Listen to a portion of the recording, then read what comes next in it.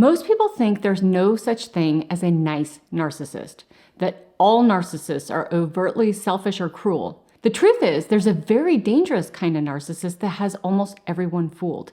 They study your needs, mirror your personality, and subtly train you to feel responsible for their comfort.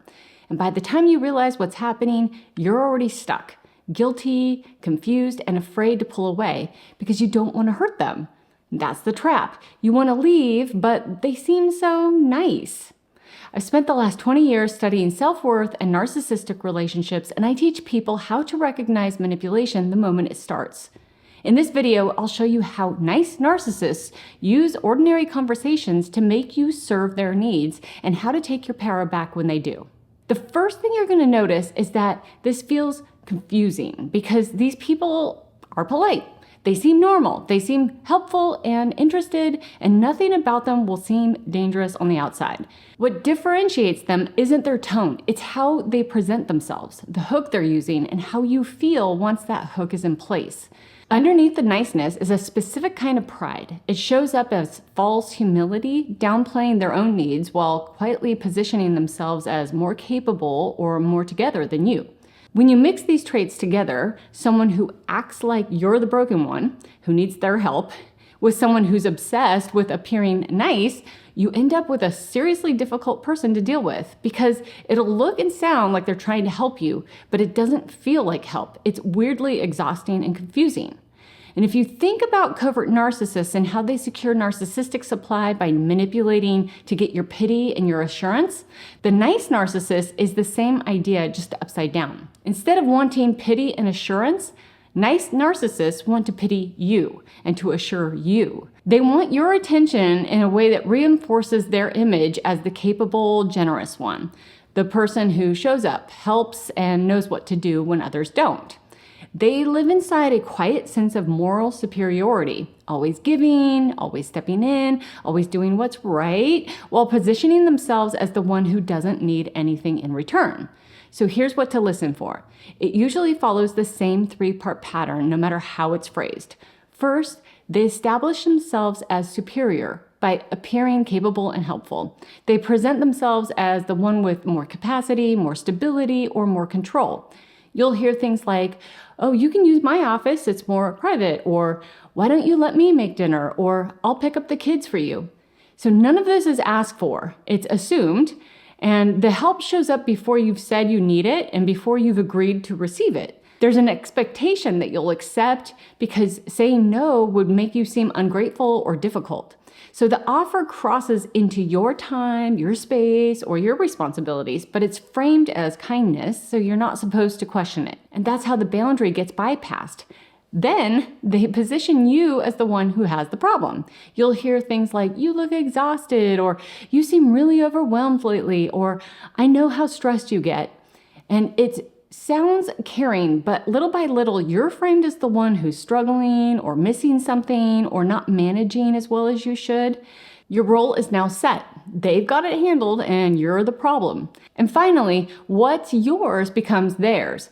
They pick up the kids and then they want to keep them longer, or they offer to make dinner, but now it's hard to get them to leave, or they occupy your space, they take over, they decide how things are going to be done. And it's so disorienting because they're taking more and more of your time and attention while positioning it as help you need. So put this together and the pattern sounds like this. I'm above you, you need help, so what's yours becomes mine. If you're listening to this and realize you've heard something like this before, I put together a quick Narcissist Protection Checklist to help you assess the level of risk you're dealing with. There's a link in the description. So the helpful takeover hooks you because you're a human and because you're not psycho. Most people respond to kindness with reciprocity. You're socially wired to care and want to give back to anyone who helps you. Narcissists know this and they count on it. They know most people will allow more access once they've been cared for. So that's exactly the time, attention, and energy they're trying to extract. And once you see that pattern, here's what's actually happening underneath it. They build their identity around a three-part story. I'm above you, you need help, and what's yours should be mine. This is a lie. They're not above you. They're using you to get their needs met. You don't need their help. No one needs help badly enough to pay the tax a narcissist wants to extract. And what's yours should never become theirs, no matter how much they've helped you. Real help comes from care and a genuine wish for your good, not from entitlement. They make you feel responsible for their needs. They know that when you feel bad, you'll let them cross your boundaries. You'll give them more access to your time, your attention, and your resources. The next clue is confusing because, again, it seems so nice. It sounds like appreciation, not manipulation.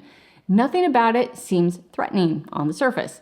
Being praised or appreciated doesn't normally put you on alert. In fact, if you're good, talented, helpful, or hardworking, it seems natural for someone to notice. And that's exactly why this tactic works. Nice narcissists use excessive praise not out of kindness, but as a tool to manipulate the relationship. Their fawning keeps you emotionally indebted, securing more narcissistic supply. When talking with a nice narcissist, watch out for compliments that assume too much intimacy too soon. Like if your boss says, "You're the most organized person ever. I wish I had someone like you at home to take care of me." This clearly crosses a professional and personal boundary, but these over-the-top compliments are designed to fast-track entanglement, and they don't stop there. They'll often use compliments to indirectly boost themselves. So here's the pattern. First, they elevate you. The praise is over the top. It shows up early. It blurs boundaries. The compliments assume closeness or familiarity that's not earned. Then they create obligation. When you're seen and singled out, that feels good. So you feel special and chosen and subtly responsible to respond in kind, to stay warm and open and available. And then finally, they take privileges. More access, more leniency, more time, more emotional availability. The praise becomes the reason you tolerate what you normally wouldn't. So put this together and the pattern sounds like this. I see how special you are. You owe me. I get access. Or even more simply, I flatter you, you feel indebted, and I gain privileges. And I used to fall for this because I genuinely like complimenting other people, and I was naive to the dark side of flattery, taking all words at face value. So let me show you how I deal with this now. When I'm confused about someone, I use the tools I built into my unmanipulatable 5-day training. Let's say I'm dealing with a client who keeps using over-the-top flattery.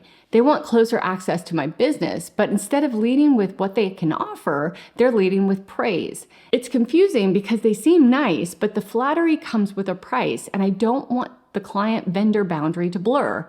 So I drop the situation into the pattern defense coach, and it breaks it down right away. It flags extractive flattery, praise being used to create obligation and gain access. If I'm still unsure, I can ask directly, what's the flattery about?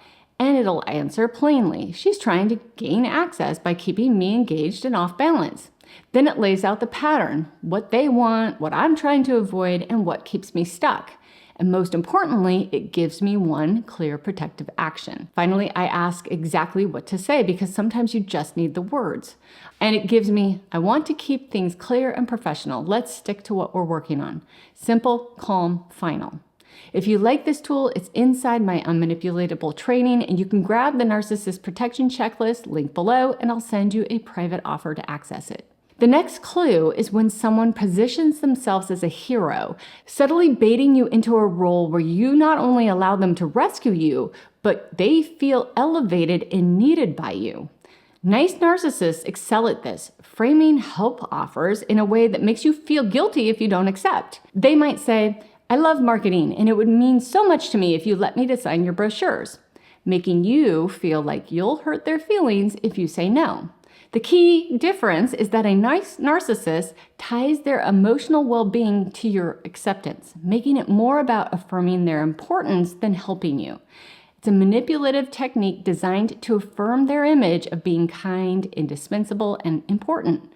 And once you let them in, their need for praise and acknowledgement becomes a bottomless pit. It was never really about helping you. It was about keeping you under their influence and about feeding their need for attention.